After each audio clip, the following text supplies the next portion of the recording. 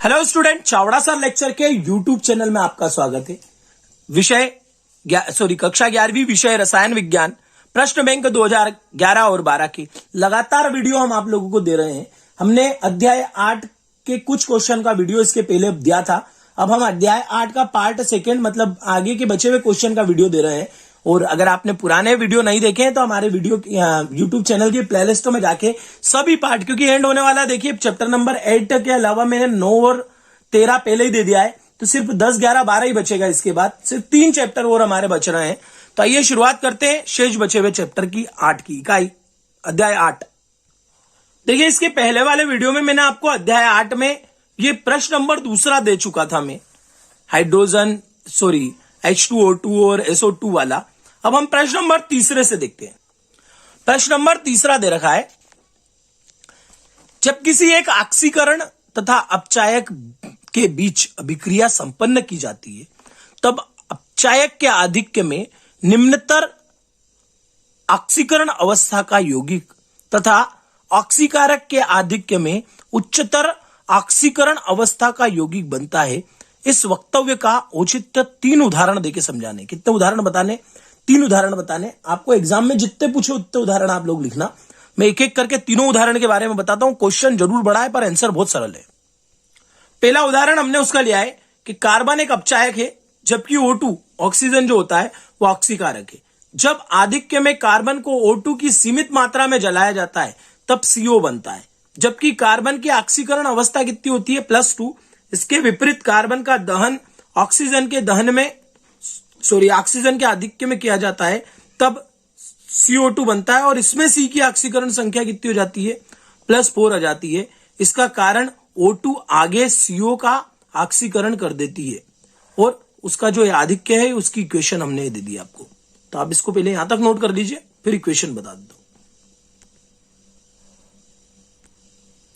ये इक्वेशन हो जाएगी आपकी। तो ये हो गया आपका पहला उदाहरण इसका।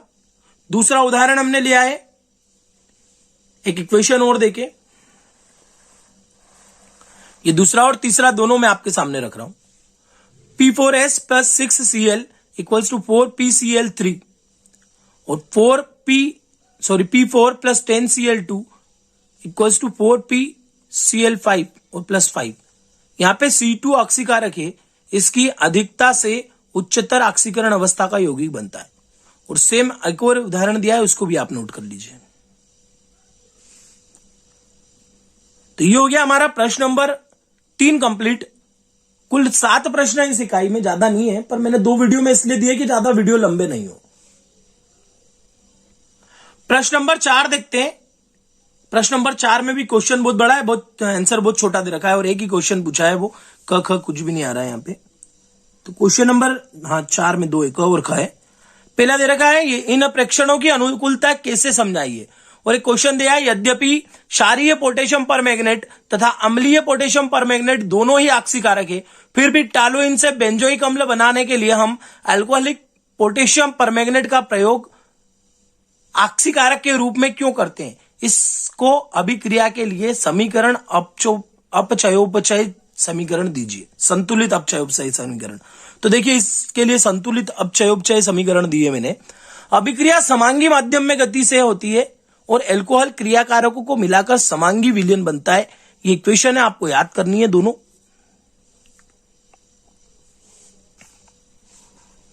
पहले थ्योरी नोट कर लीजिए आप लोग, फिर इक्वेशन नोट कर लीजिए। यहां तक प्रश्न है, इसके बाद उत्तर है और ये इक्वेशन उसकी दोनों।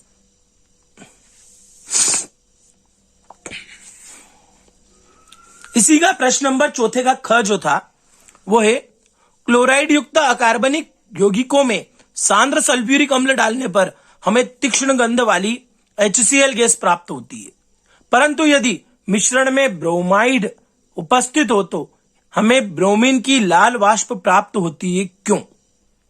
तो इसका रीजन भी हम देते हैं।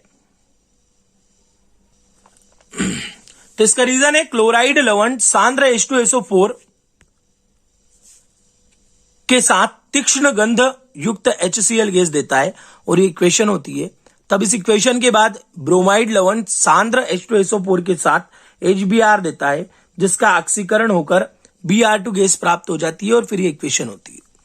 देखिए इक्वेशन भी हम समझा सकते हैं, आप लोगों को केमिस्ट्री में पढ़ाता हूँ कोचिंग पे, पर समस्या क्या है कि समय की भी कमी है और प्रश्न बैंक सभी विषयों की हमें डालना है, तो इसलिए हम इन जो वीडियो है वो लंबे नहीं खींच पा रहे हैं।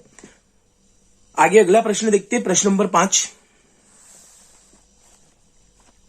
अभिक्रिया देते हुए सिद्ध कीजिए कि हैलोजन में फ्लोरीन श्रेष्ठ ऑक्सीकारक है तथा हाइड्रोलिक यौगिकों में हाइड्रोलिक अम्ल श्रेष्ठ अपचायक है। एक ऑक्सीकारक बताना है, एक अपचायक बताना है। तो सबसे पहले मैं यहां से समझा देता हूं, हिंदी हमने लिख रखी है। हैलोजन की ऑक्सीकरण शक्ति जो होती है वो इस टाइप से होती है, फ्लोरीन की सबसे ज्यादा, क्लोरीन की उससे कम, फिर ब्रोमीन की, फिर आयोडीन की, क्रम में घटती है। इसे पुष्टि तब होती है जब F2, अब समझना यहां से, F2 जो है वो Cl को काय में बदलता है Cl2 में, और Br को काय में बदलता है Br2 में, I को काय में बदलता है I2 में। जो क्लोरीन है वो Br को सिर्फ Br2 में बदलता है, और जो Br2 है वो सिर्फ I को I2 में बदल देता है, ऑक्सीकृत कर देता है। किंतु F को F2 और में और Cl को Cl2 में ऑक्सीकृत नहीं करते हैं। ये बाद वाले जो है ना, ये इनको ऑक्सीकृत नहीं करते हैं। तब एक एक करके तीनों की इक्वेशन देखिए। सबसे पहले F2 किस किस को ऑक्सीकृत कर देता है, तो क्लोरीन को, ब्रोमीन को, आयोडीन को। क्लोरीन किस किस को कर देता है, क्लोरीन कर देता है ब्रोमीन और आयोडीन को। और ब्रोमीन किसको कर देता है, ब्रोमीन कर देता है सिर्फ आयोडीन को। तो आपकी सारी इक्वेशन हो जाएगी, एक एक करके आप नोट कर लीजिए।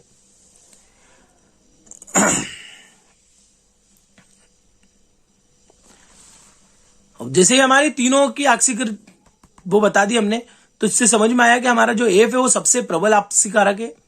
और सेकंड क्वेश्चन जो इसमें पूछा था उसने हाइड्रोलिक अम्ल का, तो हाइड्रोलिक अम्ल अपचायक शक्ति जो होती है वो घटते क्रम में होती है, अतः हाइड्रोलिक अम्ल में HI जो होता है वो प्रबलतम अपचायक होता है।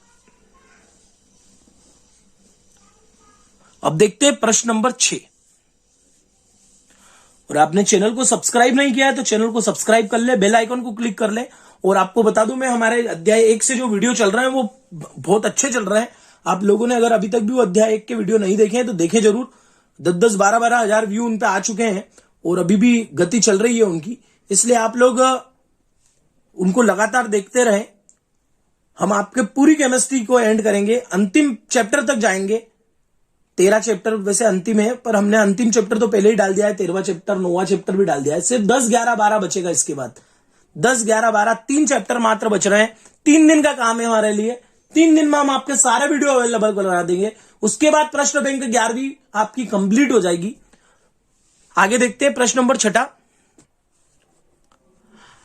आयन इलेक्ट्रॉन विधि द्वारा निम्नलिखित रेडॉक्स अभिक्रियाओं को संतुलित कीजिए। तो देखिए थोड़ा लॉन्ग स्पेस है, एक एक को समझा रहा हूं। पहले वाले को जब हमने करा तो ये 2 बार में पूरी होती है। इसके 2 भाग है, पहला इससे ये बनता है, दूसरा I से ये बनता है, ठीक है। अब उसके लिए क्या होता है, पहले Mn और I को संतुलित करते हैं। तो Mn को कैसे संतुलित करते हैं, I तो संतुलित, Mn तो संतुलित है, I को संतुलित करते हैं, मतलब उसमें 2 का गुणा कर देते हैं। यहां 2 का गुणा नहीं था, यहां करते हैं। फिर O को H2O जोड़कर संतुलित करते हैं। तो ये जो O है इसके अंदर, उसको H2O जोड़ के संतुलित करते हैं। फिर H को H प्लस जोड़कर संतुलित करते हैं। फिर H को H प्लस जोड़ के संतुलित करते हैं। फिर आगे देखते हैं। फिर H प्लस को दोनों बराबर OH जोड़कर समाप्त किया जाता है। और जो दोनों इक्वेशन आती है उनमें E जोड़कर संतुलित करते हैं। यहां तक आ जाते हैं। फिर फाइनल बताता हूं इसको कैसे होगा। और ये आपकी फाइनल इक्वेशन आ जाएगी।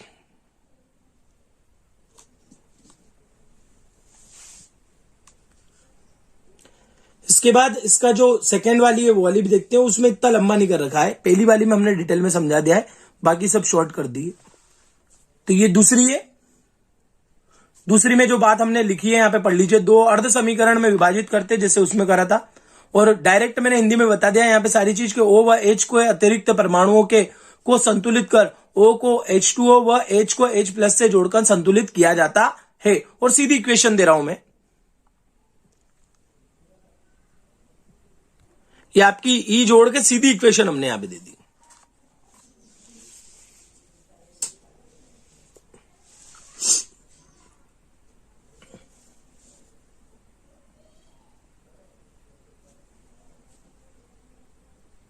इसके बाद देखते हैं प्रश्न नंबर 7।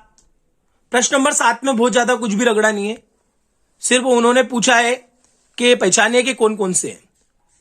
सी, एस, एन, ई, आई और एफ में ऐसे तत्वों को पहचानना है। उन्होंने 4 प्रश्न दे रखे थे, केवल धनात्मक, केवल ऋणात्मक, धनात्मक और ऋणात्मक, और न धनात्मक न ऋणात्मक। तो केवल धनात्मक ऑक्सीकरण अवस्था कौन प्रदर्शित करता है? CS। केवल ऋणात्मक ऑक्सीकरण अवस्था कौन प्रदर्शित करता है? F। धनात्मक और ऋणात्मक दोनों ऑक्सीकरण अवस्था कौन प्रदर्शित करता है? I। और ना तो धनात्मक और ना ही ऋणात्मक ऑक्सीकरण अवस्था कौन प्रदर्शित करता है? Ne। और इसी के साथ आपका जो अध्याय जो है, एक प्रश्न और बचा है, मैं बता देता हूं, माफी चाहूंगा। एक प्रश्न और बचा है, प्रश्न नंबर 8 भी है, इसको नोट कीजिए आप। प्रश्न नंबर 8 दे रखा है, जल के शुद्धिकरण में क्लोरीन को प्रयोग में लाया जाता है। हम करते हैं घर पे, आप लोगों को पता भी होगा, नगर पालिका भी क्लोरीन मिलाती है पानी को साफ करने के लिए।